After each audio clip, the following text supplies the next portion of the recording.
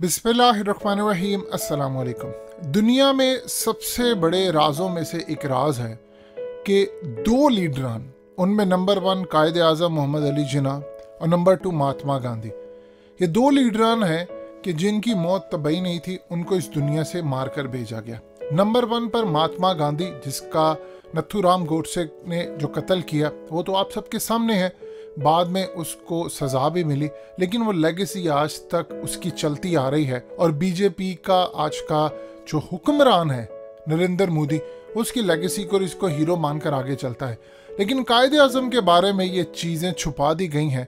आज हम आपको इस वीडियो में बताएंगे कि कायद आज़म के लास्ट मोमेंट्स, उसमें क्या इसराइल का किरदार हो सकता है, और इसके अलावा उनको क्या उनकी तबई मौत हुई थी या उनको मारा गया था। देखिए, पूरी कोशिश की गई है कि आज तक असल राज सामने ना लेकर आए जाए, लेकिन 3 कैरेक्टर्स ऐसे हैं जिनसे आपको पता चलता है कि कायद आज़म के साथ बहुत बड़ी ज्यादती की गई थी, क्योंकि इस निज़ाम को छेड़ने के लिए जो भी आगे होगा वो उसको दुनिया से रुखसत कर देंगे और हादसा करार देंगे उनकी मौत का।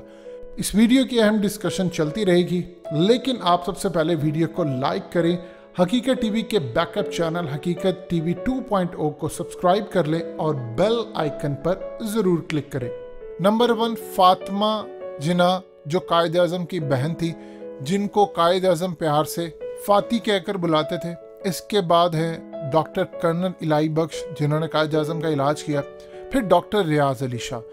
ये 3 वो करेक्टर्स हैं जो आपको बताएंगे कि कायद आज़म के साथ हुआ क्या था।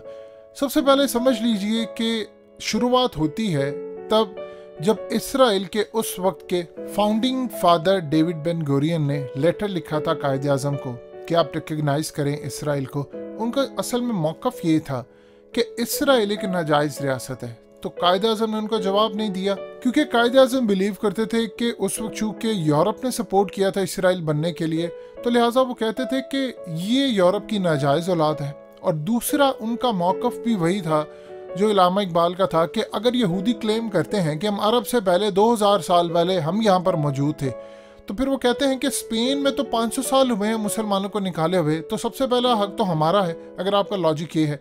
अब ये असल में सूरत हाल थी जिसके बाद मामला ख़राब हुआ, क्योंकि कायद आज़म के बारे में डॉक्टर रियाज अली शाह ने जो अपनी डायरी में लिखा है, जो आज तक कहीं छप नहीं सका था, जिसको बाद में पाकिस्तान के एक अजीम स्कॉलर डॉक्टर इसरार अहमद ने सारी दुनिया के सामने रखा, जो बाद में जंग में भी शाया हुआ, और वो बार बार कहते रहे। कायद आज़म ने कहा कि उनकी जो लास्ट ख्वाहिश है, इस मकसद के लिए उन्होंने पाकिस्तान बनाया था, वो ये नहीं था कि जमहूरियत का निज़ाम यहाँ पर हो। वो कहते थे कि खुलफाए राशिदीन का निज़ाम यहाँ पर कायम हो, क्योंकि मैंने जो स्टडी किया है इस निज़ाम से बेहतर कोई नहीं है। देखिए, लॉर्ड माउंटबेटन से जब उनकी बातचीत हुई थी और आखिरी मर्तबा उन्होंने कहा था, लॉर्ड माउंटबेटन ने एक ऐसी शर्त रखी, उन्होंने कहा ये जिन्ना कभी कबूल नहीं करेंगे।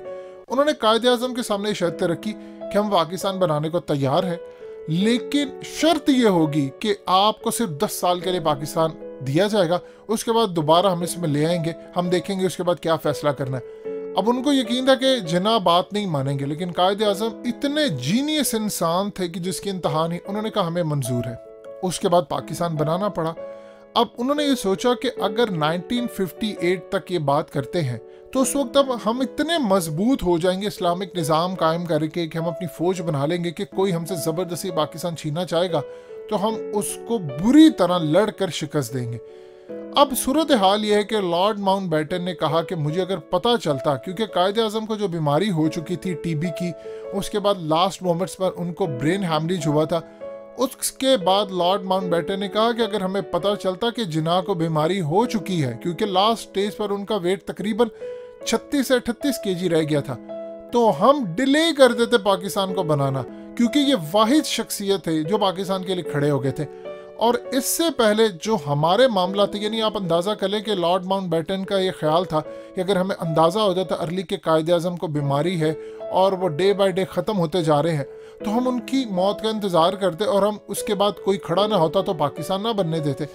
अब सूरत हाल कुछ इस तरह सामने आती है कि कायद आज़म के बारे में डॉक्टर रियाज अली शाह ने जो बात की थी, उसी वक्त से चाहे वो इसराइली ताकतें हों, अमरीकी ताकतें हों या बरतानिया की ताकतें हों, जो ये देख रही थी कि पाकिस्तान में अगर खुलफा राशिदीन का निज़ाम कायम हुआ तो बहुत मामला ख़राब होगा। लियाकत अली खान के बारे में आज बड़ी बातें की जाती है। लियाकत अली खान के बारे में कायद आज़म ने कहा था कि वो जब मुझसे मिलने आया वो ये नहीं देखने आए कि मेरी सेहत कैसे, वो देखने आए हैं कि मेरे मरने के बाद कितना वक्त उनके पास है कि वो नेक्स्ट गवर्नर जनरल बन सके।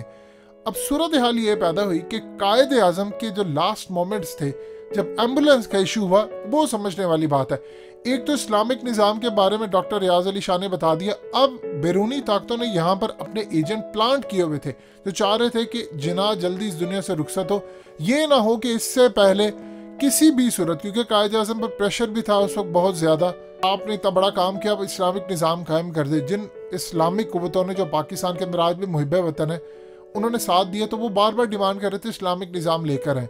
तो उनको खतरा ये था कि कायद आज़म ये काम ना कर दे, लिहाजा उनको हटा दे और वही रागब लापने जी जमहूरियत और फलाना ये वो। अब एक तो गुफ्तगू हो गई, दूसरी गुफ्तगू असल में है वो है डॉक्टर कर्नल इलाई बख्श। उन्होंने एक किताब लिखी जिसका दिबाचा मुहतरमा फातिमा जिन्ना ने लिखा। ये इंटरेस्टिंग सूरत हाल है। उसमें उन्होंने जो सवालात उठाए हैं उससे क्लियरली पता चलता है कि कायद आज़म को मारा गया था, उनको हादसा करार दिलवा कर तबई मौत हुआ और उसके बाद लियाकत अली खान ने ऐलान कर दिया कि कायद आज़म दुनिया में नहीं रहे, लिहाजा जब हमें सबसे ज़्यादा ज़रूरत थी वो नहीं रहे। अब सूरत हाल ये पैदा हुई है, कायद आज़म को 1930 से मर्ज लाहक हो चुका था और उसके बाद आहिस्ता आहिस्ता सूरत हाल इतनी ख़राब हो गई कि लास्ट मोमेंट के ऊपर भी कायद आज़म ने इस बीमारी को राज रखा। लेकिन जब उनकी बहन को भी पता चल गया और सबको पता चल गया, उस वक्त कायद आज़म को मर्ज ने पूरी तरह घेर लिया था और इसकी वजह से कायद आज़म को कराची का मौसम भी रास नहीं आ रहा था। लिहाजा इस सूरत हाल के अंदर उनके मालिक से बातचीत की, मशवरा हुआ। पहले कायद आज़म इनकार करते रहे, फिर उसके बाद उनको ज़ियारत ले जाने का प्रोग्राम बनाया गया और ज़ियारत का ठंडा मौसम कायद आज़म के लिए कराची के मुकाबले में बहुत बेहतर था। अब यहाँ पर एक चीज़ समझ लीजिए कि कायद आज़म को ऑफ़र की गई थी कि आप यूएस चले जाएं, आप बरतानिया चले जाएं, वहाँ पर जाकर इलाज करवाएं। उन्होंने कहा कि मैं एक ऐसी लेगेसी छोड़कर नहीं जाना चाहता कि हुक्मरान दूसरे ममालिक जाकर इलाज कराते फिरे, मैं यहीं पर ठीक हूँ। आज देख लें, आज के हुक्मरान और तब के हुक्मरानों में ज़मीन आसमान का फ़र्क है। लास्ट मोमेंट्स कुछ ऐसे थे कायद आज़म की कि तकरीबन आप समझिए जून 1948 को उन्होंने अपनी बहन मोहतरमा फातिमा जिन्ना और अपने जो मालिश थे उनके साथ वो कोयटा चले गए, फिर वहाँ से ज़ियारत गए। अब उनकी तबीयत कुछ संभली लेकिन ज़्यादा नहीं, सेहत में उतार चढ़ाव उस वक्त जारी था। वज़न उनका बहुत ज़्यादा गिरता जा रहा था, यानी आप समझ लें 36 से 38 किलो रह गया था। दोबारा वो ज़ियारत गए। अब वहाँ का मौसम सर्द हो गया और कायद आज़म को तकरीबन 9 सितंबर को समझ लीजिए नमूनिया हो गया था। अब ठंडा मौसम हो, नमूनिया हो जाए और उनकी सेहत के लिए ठीक नहीं था, लिहाजा फैसला ये किया गया कि आप कराची वापस आएंगे और कराची का सफ़र तकरीबन 2 बजे शुरू हुआ। अब यहाँ कर्नल इलाई बख्श कहते हैं कि जब हम पहुँचे तो 4:15 का टाइम था और उसके बाद जब जहाज़ से निकला तो देखा कि गवर्नर जनरल के मिलिट्री सेक्रेटरी मौजूद थे, लेकिन एम्बुलेंस के करीब उनको कोई नर्स नहीं नजर आई। यानी आप अंदाजा कर लीजिए कि आपके फाउंडिंग फादर के साथ क्या कुछ होता रहा। अब कराची में गर्मी थी लेकिन ऐसी नहीं थी कि उनको बर्दाश्त ना कर सके।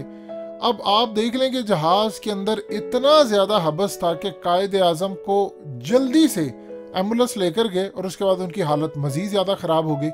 अब मिलिट्री सेक्रेटरी और इसके अलावा गवर्नर जनरल कार में सवार होते हैं और उसके बाद मुलाजिम सारा सामान लेकर एक ट्रक में चले जाते हैं। अब हवाई अड्डे से गवर्नर जनरल की क़याम का जो रास्ता था वो असल में 9 मील था और ये सबसे ज्यादा अजीबोगरीब सूरत हाल है कि 9 मील का फासला आपने तय ही नहीं किया। अभी 4 मील चले हैं कि एम्बुलेंस रुक गई है। उसके बाद पता चला जी एम्बुलेंस में खराबी है और एम्बुलेंस से पता किया तो मामला बहुत ज्यादा खराब थे। अब वो एम्बुलेंस ठीक करता रहा, 20-25 मिनट इसमें बर्बाद हो गए, ठीक ना हो सकी। फिर मोहतरमा फातिमा जिन्ना ने मिलिट्री सेक्रेटरी को कहा कि आप एक और एम्बुलेंस लेकर आए। अब एम्बुलेंस इतना टाइम उसको लग रहा है, पहले तो खराब एम्बुलेंस भेजी जाती है, आपको पता नहीं है कि फाउंडिंग फादर को आपने चीज़ देनी है। उसके अलावा एम्बुलेंस में हवा नहीं थी, नर्स और जो नौकर थे वो उनको पंखा चल रहे थे। कायद आज़म को पसीना आ रहा था, यानी इतना पसीना था कि उनके कपड़े पूरी तरह पसीने से भर गए थे। उसके बाद आप देख लीजिए कि एम्बुलेंस आती है और हालत इतनी बिगड़ जाती है कि 9 मील का सफ़र आप कई घंटों में जाकर करते हैं और यही वो टाइम था जब कायद आज़म की ज़िंदगी आपने बचानी थी। फातिमा जिन्ना उनको पूरी तरह, यानी आप देख लें कि उनको हवा की जरूरत थी तो पंखा वो जल रही थी कि किसी तरह इनको हवा मिल जाए। ना आपकी प्रॉपर एम्बुलेंस है, ना ऑक्सीजन का निज़ाम है, ना आपने प्रॉपर जो मेडिकल स्टाफ वहाँ पर भेजा है, ख़राब आपकी एम्बुलेंस है। होना तो ये चाहिए कि जब आप एक एम्बुलेंस होती है साथ आप उसके बैकअप के तौर पर भी रखते हैं। आप इमेजिन करें एक मिनट के लिए कि कायद-ए-आज़म के दिल में क्या बात उस वक्त आ रही होगी कि मैंने इस मुल्क के लिए क्या कुछ नहीं दिया, और जब मैं यहाँ पर उतरा हूँ तो एक तो मेडिकल स्टाफ नहीं है, एम्बुलेंस 10 मील का फासला तय नहीं कर पाती, कोई बैकअप एम्बुलेंस नहीं है, बीच में ख़राब हो जाती है, फिर उसके बाद एक और एम्बुलेंस के अंदर आपको ले जाना पड़ता है। और आप सोच ले गवर्नर जनरल, फाउंडिंग फादर सड़क पर आप लेटे हुए हैं, ख़राब एम्बुलेंस है। यानी आप अंदाज़ा कर सकते हैं कि ऐसी क्या सूरत हाल होगी। अंग्रेज़ उससे पहले छोड़ कर गया था और सारी चीज़ें कम से कम इस लेवल पर रख कर गए थे कि आपको ये मसला ना आए। अब इस तरह सूरत हाल ये थी कि उनकी हालत बहुत ज़्यादा ख़राब होगी। फिर उसके बाद जाहिर सी बात है, मामला तो आपके सामने सारी दुनिया को पता है कि उनकी सेहत इतनी बिगड़ गई थी, फिर वो इस दुनिया से रुखसत होते हैं। असल में ये सूरत हाल थी कि किसने कहा कि एम्बुलेंस नहीं भेजनी, ख़राब एम्बुलेंस किसने भेजी कि वो चले और उसके बाद ख़राब हो जाए। ऑक्सीजन नहीं थी, प्रॉपर चीज़ें नहीं थी। अब ये तमाम चीज़ें आपने नहीं दुनिया को बताई, आपने अपने बच्चों को नहीं बताया, आपने उनकी ज़ात पर कोई फिल्म नहीं बनाई, एक बनाई वो भी बेचारे किसी प्राइवेट शख्स ने बनाई। तो हमेशा ये चीज़ें छुपाएगी कि कायद-ए-आज़म खुलफाए राशिदीन का निज़ाम चाहते थे। ये तो डॉक्टर रियाज अली शाह ना बताते तो दुनिया को कैसे पता चलता। सो इस सूरत हाल के अंदर आप अंदाज़ा कर लें कि उनको असल में मारने की प्लानिंग पहले से हो चुकी थी। वो प्लानिंग कुछ इस तरह थी कि यहाँ पर इस्लामिक निज़ाम ना आए, और आज देख लें उसके बाद कभी निज़ाम नहीं आया, और जो इस्लामिक निज़ाम की बात करता है उसके साथ क्या हाल होता है ये आप अच्छी तरह समझते हैं। ना कोई इंक्वायरी हुई, ना किसी को पकड़ा गया, सिर्फ फाइल बंद कर मामला पूरी तरह ठिकाने लगा दिया गया।